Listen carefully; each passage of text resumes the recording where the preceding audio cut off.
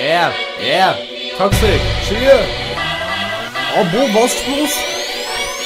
Okay, Qualifikation, ich nenn dir Name, Klasse, Datum. Und wenn wir beide battlen, dann erfährst du einen Nahtod. Ich bin der beste Rapper aus HWI und für dich ein Gegner, so hart wie nie. Also halt die Fresse, Bitch, und ich brauche keine Double Time, um so hart brutal und vor allem kalt zu sein. Ich komme auf jeden Beat, geil, komme wie mein Schienbein, right to your face, und du weißt nicht mehr wie deine Bitch. Und jetzt halt die Fresse, Biatch, Agro TV. Du gehst mir auf die Nerven, ich guck an Agro TV. Und du denkst, du bist der Stecher, das erzähl mal meinem Messer, denn ich bin um Längen besser als die anderen Nachwuchsrapper. Und jetzt alle mal beiseite, ihr wisst, ich bin der King. Ihr wollt sein wie ich, doch das bekommt ihr nicht hin. Denn ihr seid einfach zu schlecht, seht es doch jetzt mal ein. Eure Bitches sind wie Minigolf, ich loch da jetzt ein. Ihr wollt alle sein wie ich, doch ihr scheitert daran. Wenn wir uns auf der Straße treffen, dann blickst du meinen Schwanz. Ich finde dich auf Facebook und ich poste, hau jetzt ab, du Punk. Wenn wir uns auf der Straße treffen, dann blickst du meinen Schwanz. Und ihr wollt alle sein wie ich, doch ihr scheitert daran. Wenn wir uns auf der Straße treffen, dann blickst du meinen Schwanz. Alter, sieh es ein, jetzt ist der Endspurt für dich. Denn das hier ist Rap nach Vorschrift wie mein neues Album, Bitch.